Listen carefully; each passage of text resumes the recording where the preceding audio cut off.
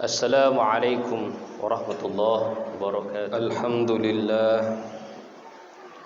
Alhamdulillahilladzi farada as-siyama 'alal mu'minin wa ja'ala syahra Ramadan syahrat tarbiyah litaqwiyati qulubihim bil iman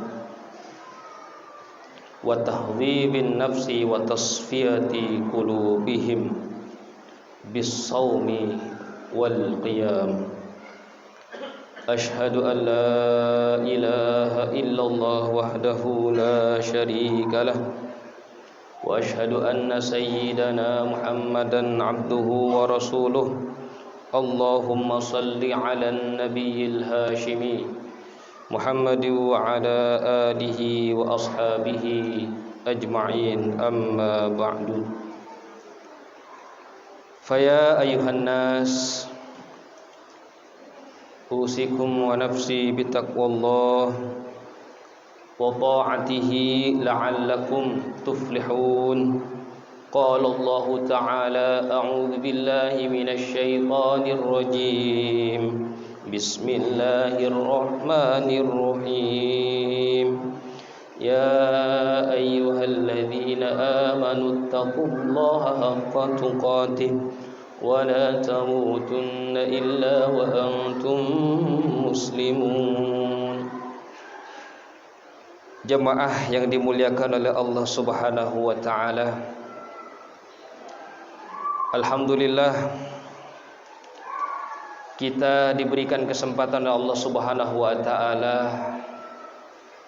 bisa menikmati jamuan yang sangat mulia, jamuan di bulan Ramadan, bulan yang di dalamnya dibuka pintu surga, ditutup pintu neraka, dan dibelenggu setan-setan. Maka dalam kesempatan yang sangat berbahagia ini, yuk mari sama-sama kita meningkatkan kedisiplinan kita di dalam menjalankan ketakwaan kita kepada Allah Subhanahu wa taala, melaksanakan perintahnya dan menjauhi larangannya. Di dalam bulan ini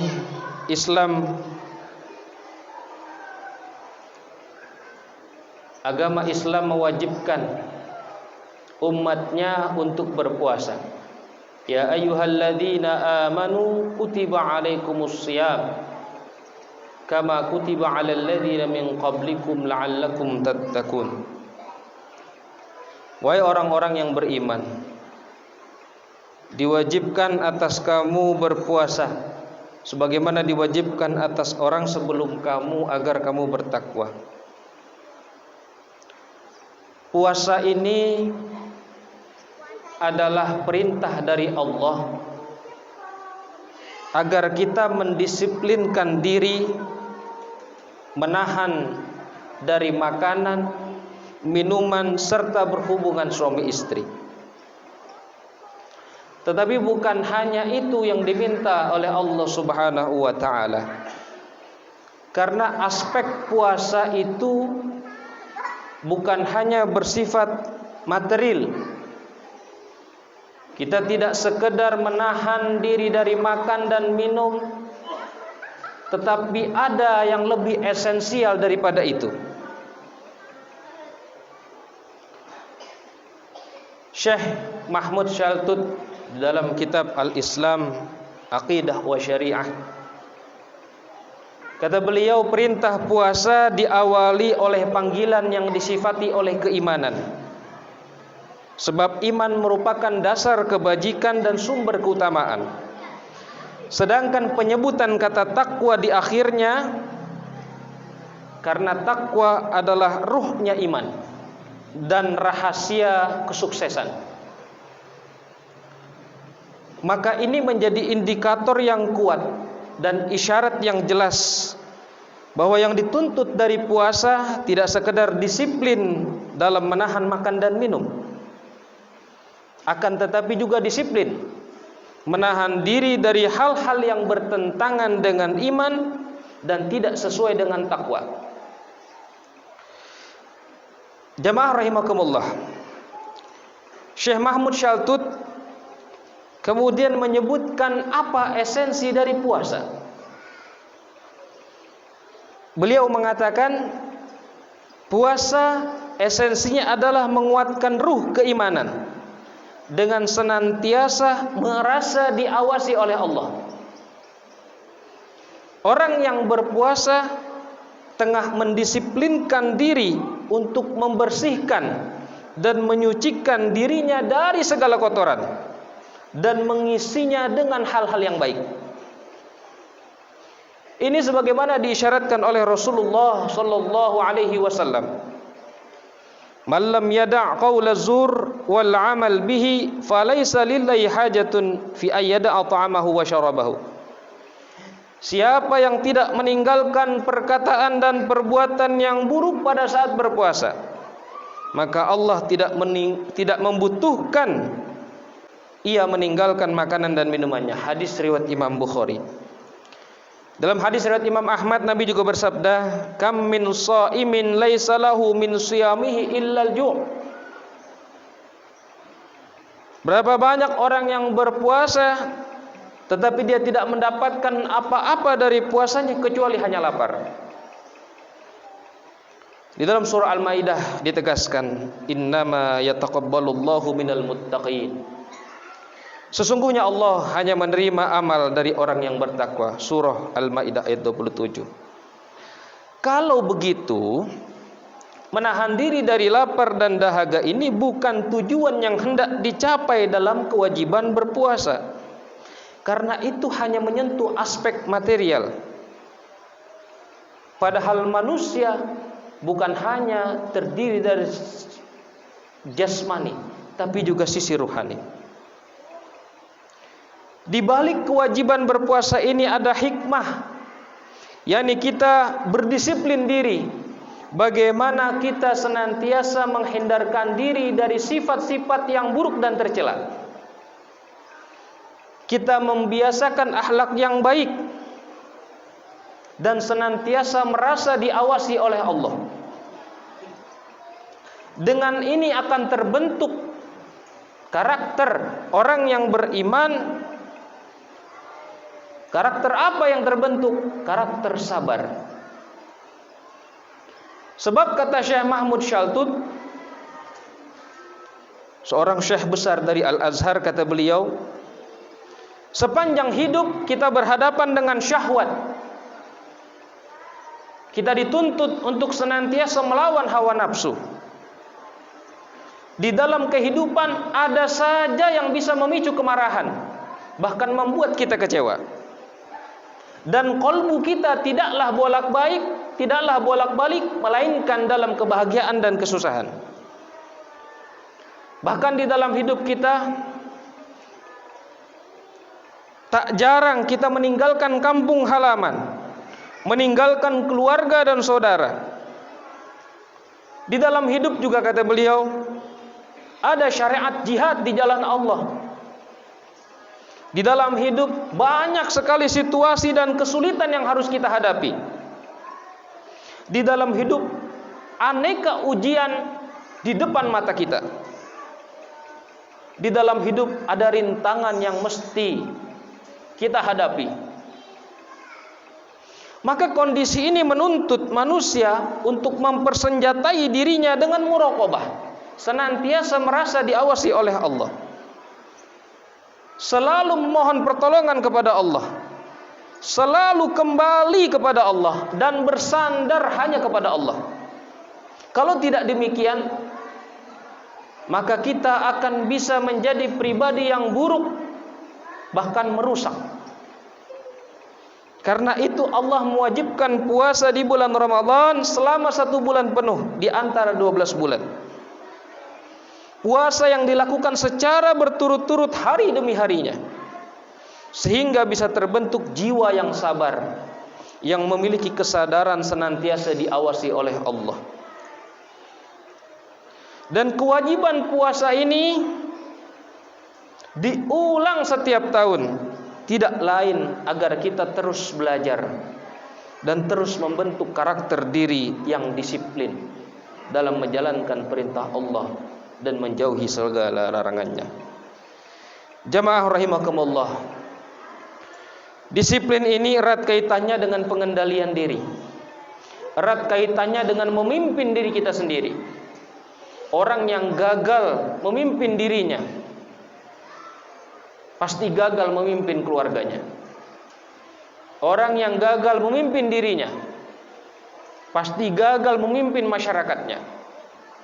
Orang yang gagal memimpin dirinya, dia tidak bisa menjalankan tugas dan amanah yang diembannya. Maka tugas kepemimpinan, daya kontrol diri, dan senantiasa merasa diawasi oleh Allah adalah kompetensi yang harus kita tingkatkan di bulan Ramadan. Kita berupaya untuk disiplin, merasa diawasi oleh Allah. Kendati pun kita sendirian, tidak ada yang melihat, tidak ada CCTV, tetapi kita tidak berani untuk makan dan minum karena kita merasa diawasi oleh Allah.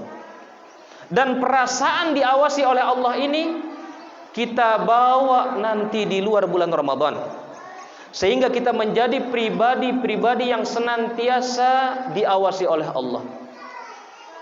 Kita takut untuk berbuat maksiat, kita takut untuk melanggar peraturan agama, kita takut untuk menzolimi orang lain, kita takut terjerumus ke dalam neraka. Oleh karenanya, jemaah rahimakumullah, di dalam bulan Ramadan ini kita melatih diri kita untuk disiplin, terutama ingat kepada Allah. Tanpa ingat kepada Allah, kalbu yang kosong dari zikir mengingat Allah, dia mudah digoda oleh setan, dia mudah terpedaya oleh hawa nafsu. Dan kalau sudah demikian, dia akan menjadi saudaranya setan. Bahkan dia bisa mengajak temannya, saudaranya, anak-anaknya terjerumus ke dalam jurang api neraka. Maka Allah katakan, ku anfusakum wa ahlikum nar.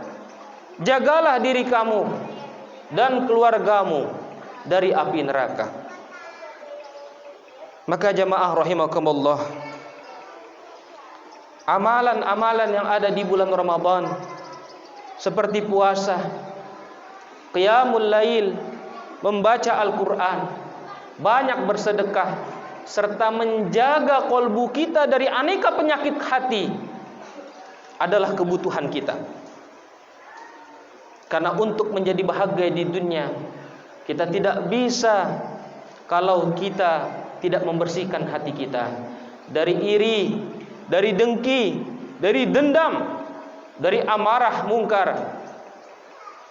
Kita bersihkan hati kita dari riya, dari ujub, dari sum'ah, dari nifaq, dari munafik. Bersihkan hati kita, bersihkan kolbu kita, karena itu yang dituntut oleh Allah selama di bulan Ramadan sebagai proses pendisiplinan diri kita. Karena pada akhirnya nanti kita akan menghadap Allah Subhanahu wa taala dengan membawa kolbu yang selamat, dengan membawa hati yang bersih. Sebagaimana disebutkan dalam Al-Quran, yauma la yanfa'u malu wala banun illa man atallaha biqalbin salim. Pada hari tidak berguna harta dan anak-anak kecuali orang yang menghadap Allah biqalbin salim, dengan kolbu yang bersih, kolbu yang selamat dari aneka penyakit hati, dari aneka kekotoran dan noda. Jemaah rahimakumullah, maka kita bersyukur pada Allah Subhanahu wa taala diberikan kesempatan untuk menemui bulan Ramadan. Karena ada sebagian saudara-saudara kita yang bulan Ramadan ini tidak bisa beribadah karena sudah dipanggil oleh Allah Subhanahu wa taala.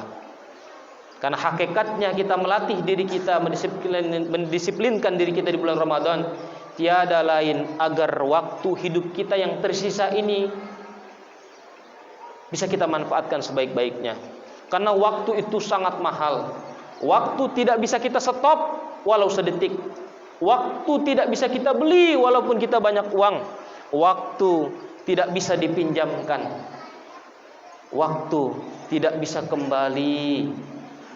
Dan waktu ini adalah modal hidup kita. Siapa yang menghargai bulan Ramadan, maka dia menghargai waktu hidupnya. Siapa yang menghargai waktu hidupnya, maka insya Allah dia berada di jalan yang benar. Karena orang yang tidak menghargai waktu-waktunya adalah orang yang merugi, bukan hanya di dunia tapi juga di akhirat. Jangan sampai kita masuk di dalam golongan yang dikatakan di dalam Al-Quran, farji'na na'mal salihan inna muqinun. Ya Allah, pulangkan kami ke dunia ya Allah, balikan kami ke dunia ya Allah. Farji'na na'mal salihan, kami janji kami akan beramal soleh. Inna muqinun, kami sekarang sudah yakin ya Allah. Tetapi pada saat itu dia tidak bisa kembali ke dunia. Jangan sampai kita masuk ke dalam golongan orang-orang yang menyesal di akhirat dan minta dikembalikan ke dunia untuk beramal soleh. Barakallahu li wa lakum fil Qur'anil azim wa nafa'ani wa iyyakum bima fihi minal ayati wa dzikril hakim wa taqabbala minni wa minkum tilawatahu innahu huwal ghafurur rahim. Ramadan